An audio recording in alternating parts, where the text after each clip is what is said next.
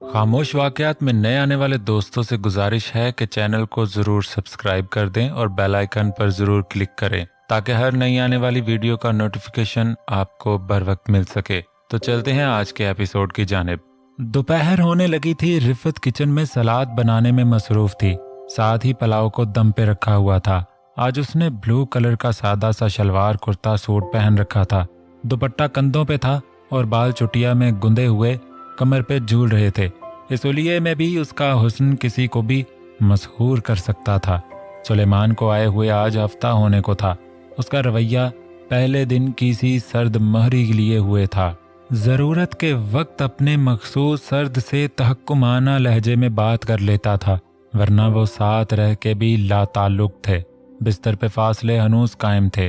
रिफत ने लाशौरी तौर पे कोशिश की थी इन फासलों को काटने की, मगर इसका लिया दिया अंदाज देखकर अपने खोल में सिमट आई थी। कई रातें मुसलसल वो उसे अपनी मौजूदगी का एहसास दिलाती रही थी। कई बार उसकी तरफ करवट ली, चूड़ियां खनकाई, बात करने की कोशिश की, मगर वो एक तुंद नजर उस पे डाल के सोने की तलकीन कर देता।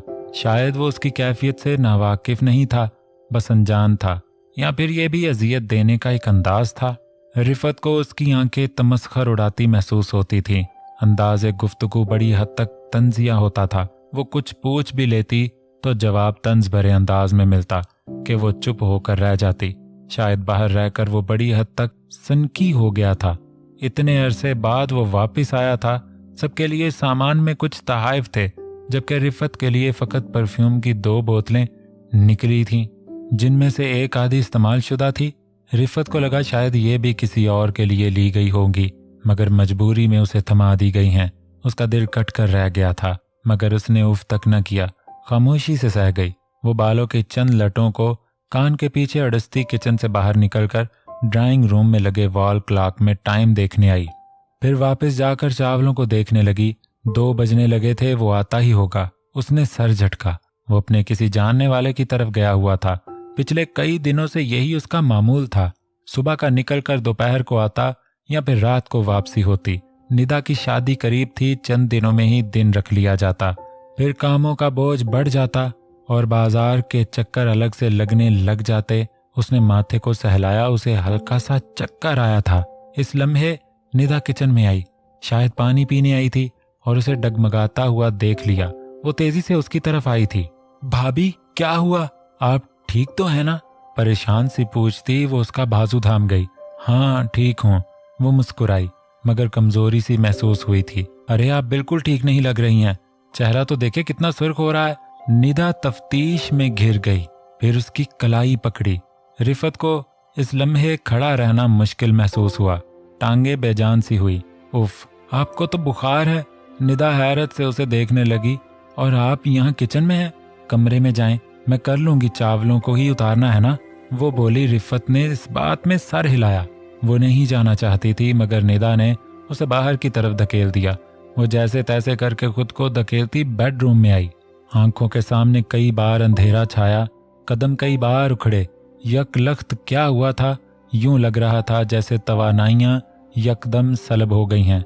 उसे नहीं पता चला वो कैसे बेड तक पहुंची और कैसे लेटी। होश से राबते मुनक़ता हो गए थे। सुलेमान लंच के वक्त घर आया, फिर अपने रूम में दाखिल होते वक्त दरवाजे पे ही ठटक कर रह गया। सामने ही बेड पर रिफत आड़ी तिरछी औंधी लेटी हुई थी। कमर का खम नुमाया हो गया था और सडूल टांगों की दिलकशी छुपाए नहीं छुप रही थी। सुलेमान की आंखों में नखवत के साए तैरे। वो दांत पीसता उसकी तरफ आया, फिर बेदर्दी से खुरदरा हाथ उसके बदन पे रख के उसे हिलाया जुलाया। वो हनूज लेटी रही। उसकी आंखों की सुर्खी और बढ़ गई। रिफत को किसी सख्त तकलीफ दे लम्स का एहसास हुआ तो उसकी आंखों में लर्जिश उभरी। फिर पट से आंखें खोल दी। चंद लम्हे लगे उसे सूरत हाल समझने में। वो उसके नाजुक बदन को टटोल रहा था। अंदाज बेहद आमियाना था, जैसे वो गोश्त पोस्त का कोई टुकड़ा हो जिसे कसाई देखभाल रहा हो। रिफत को उसकी आंखों में बहुत दिन बाद वो चमक नजर आई जो मर्द के अंदरूनी कश्मकश को आश्कार कर देती है। वो भी औरत थी, नजरों का मतलब समझती थी। वो जल्दी से उठ बैठी। चेहरा लाल भभूका हो रहा था। कुछ बुखार का असर था, कुछ खजालत ने आन लिया था। वाह लाट साहिबा, क्या अंदाज हैं तुम्हारे सोने के। वो जहर खुंद लहजे में बोला। रिफत को तौहीन का शदीद एहसास हुआ था। सबकी के एहसास से चेहरा सुर्ख तर हुआ। तुम यहाँ नींद के मजे लूट रही हो? खाना कौन देगा मुझे? वो फिनकारा। रिफत गड़बड़ा गई। वो खाना बन गया है, आप बैठे, मैं दे देती हूँ। वो दुपट्टा लेती खड़ी हो गई थी। हाँ, ये एहसान कर दो मुझ पे, वो बोला तो रिफत दरवाजे की तरफ बढ़ी। पहले मेरा एक जोड़ा इस्त्री करो। तहक्कुमाना आवाज उसे रुकने पर मजबूर कर गई। वो एक मामूल की तरह उसकी तरफ मुड़ी जो अपनी शर्ट निकालकर वॉशरूम में घुस रहा था। रिफत उसका एक जोड़ा निकालकर इस्त्री करने लगी। वॉशरूम से पानी गिरने की आवाज आ रही थी। इस लम्हे उसे फोन की वाइब्रेशन की मखसूस घूं घूं सुनाई दी। सुलेमान की शर्ट की ऊपरी जेब में पड़ा मोबाइल वाइब्रेट कर रहा था। रिफत तजब्जुब का शिकार हो गई। फिर हिम्मत करके उसकी जेब से फोन निकाला और स्क्रीन पर नजर दौड़ाई। व्हाट्सएप पे कॉल आ रही थी। बाहर का कोई नंबर था। नंबर के साथ ही लड़की की एक तस्वीर लगी थी। तस्वीर कुछ ऐसी थी कि रिफत के गाल तमतमा उठे। उसे कॉल रिसीव करने की हिम्मत ना हुई, हाथ कांपने लगे थे। कॉल कट गई। वो फोन हाथ में लिए गायब दिमाग सी बैठी रही। इस लम्हे उसके हाथ में पकड़ा फोन फिर से झंझना उठा। व्हाट्सएप पे कई मैसेजेस मौसूल हुए थे। ना जाने क्यों रिफत ने वो चैट खोल ली। फिर आहिस्ता आहिस्ता मैसेजेस पढ़ने लगी। चेहरे की हालत मुतगैयर होने लगी थी। गला जैसे खुश्क हुआ, आंखें पथरा सी गईं। चैट लड़की की तस्वीरों से भरा हुआ था। अपनी चुंदी हुई आंखों और चिपटे नाक नक्शे से वो लड़की एशियाई लग रही थी। कोई भी तस्वीर नॉर्मल नहीं थी। वो इस अंदाज में ली गई थी कि उसका अंग अंग नुमाया हो रहा था। कई तस्वीरों में ऊपरी बदन लिबास की कैद से आजाद था और पर्दा पोशी के लिए हाथों का इस्तेमाल किया गया था, जो काफी हरगिज नहीं था। सुलेमान के मैसेजेस थे जिनमें वो उससे रकम के बारे में बात कर रहा था। इन दोनों की शायद कोई डील हुई थी और सुलेमान ने उसे कोई रकम अदा की थी। रिफत ने सुना था कि खलीजी ममालिक में एशियाई ममालिक जैसे कि फिलिपाइन और थाईलैंड वगैरह की बहुत सी लड़कियां मुलाजमत के लिए आती हैं और अगर उन्हें ज्यादा रकम कमाने का कोई जरिया नजर आए तो उसके इस्तेमाल से भी नहीं कतराती। वो तलखी से आंखें स्क्रीन पर जमाए मैसेजेस पढ़ रही थी कि बाथरूम में गिरते पानी की आवाज थम गई। शायद वो बाहर निकलने को था। उसने फोन जल्दी से रखा, फिर इस्त्री करने लगी। सदमे के इब्तदाई असरात से निकलकर उसके दिल में दबा दबा सा गुस्सा उबल रहा था। होंठ सख्ती से भींच गए थे। बेटा, आज मार्केट चलें, कुछ लेना है। सुलेमान लंच में मसरूफ था कि माँ की आवाज पे चौंक के सर उठाया। मुझे कहीं जाना है, पैसे दे दूंगा, आप और रिफत चली जाओ, बेइतनाई से कहकर दोबारा से पुलाव की प्लेट की तरफ मुतवज्जे हो गया। उसकी तबीयत नहीं ठीक, तुम चले जाओ साथ, वो जरा हिचकिचा के बोली। सुलेमान के माथे पे कई बल पड़े। क्यों, क्या हुआ उसे? नाक सकोड़ के उन्हें देखा। उसे किचन में चक्कर आ गया था, बुखार है शायद। उनके लहजे में लजाजत सिमट आई। तुम चले जाओ साथ, उसे आराम करने दो। कोई बुखार नहीं है, सब बहाने हैं काम से बचने के। उसके स्याही मायल होंठों पे तंजिया मुस्कुराहट फैली। बोलें उसे, चली जाएगी आपके साथ, ना जाना चाहे तो मुझे बताएं। सर्द से बेतासुर लहजे में कहता वो बाहर निकल गया। कमरे से निकलती रिफत ने उसके आखिरी जुमले सुने थे और धमकी आमेज तासुर महसूस कर लिया था। वो वहीं खड़ी रह गई। नाजुक जिस्म बुखार की शिद्दत से कांप रहा था। रेहान अपने बेड पे नीम दराज बेड ग्राउंड से टेक लगाए लेटा हुआ था। लैपटॉप उसके घुटनों पे धरा था, जिसके माउस पैड पे उसकी उंगलियां चल रही थी, मगर वो फोकस नहीं कर पा रहा था। न जाने उसका ध्यान कहाँ था। थक हार के उसने लैपटॉप स्क्रीन नीचे खींच ली, फिर बिस्तर से उतर आया और खिड़की में आन खड़ा हुआ। बाहर एक और सियाह रात पर फैला रही थी, हंगामे मध्यम पड़ रहे थे। उसकी नजरें सामने वाले घर की दरो दीवार से लिपट रही थीं, किसी को तलाश कर रही थीं, मगर नामुराद लौट रही थीं। उसे देखे कई दिन हो गए थे। कमरे में नाइट बल्ब की नीलगू मध्यम रोशनी फैली हुई थी। दरो दीवार जैसे दम सादे खड़े थे। रिफत अपने बेड पे चित लेटी हुई थी। कंफर्टर सीने तक ओढ़ रखा था। कोमल बदन जैसे बुखार में फिनक रहा था। शाम से पहले वो अम्मी के साथ मार्केट गई थी और कई बार गश खाते खाते रह गई थी। अब बदन टूट रहा था। दरवाजे पे हल्की सी आहट महसूस हुई तो उसने आंखें खोल के देखा, सुलेमान अंदर आया था। फिर दरवाजा लॉक करके एक नजर उसे देखा और वॉशरूम की तरफ बढ़ गया। वो साकित लेटी रही। चंद लम्हे बाद वो बाहर आया तो जिस्म पे शर्ट मौजूद नहीं थी। वो अपना मखसूस ट्राउज़र और बिना आस्तीनों के बुनियान पहने हुए था। वो सीधा उसकी तरफ आया। रिफ़त को उसका अंदाज बदला हुआ सा लगा।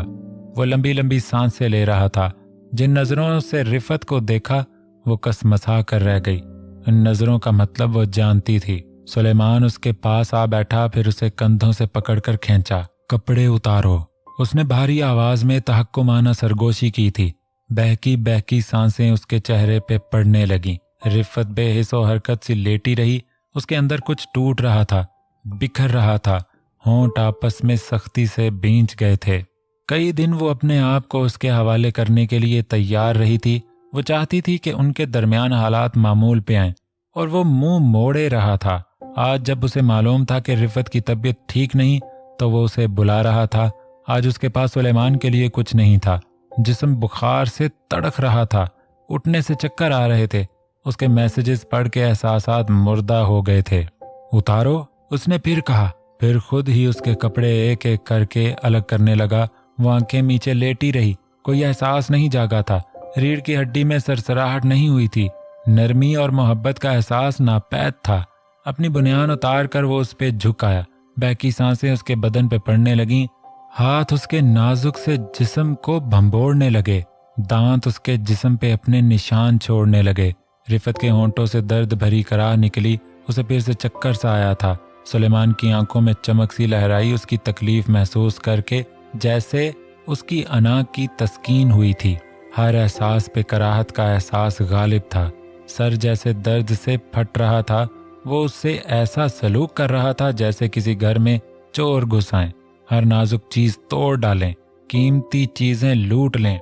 सुलेमान ने उसका चेहरा हाथ में जकड़कर एक थप्पड़ मारा, फिर दबा दबा गर्राया।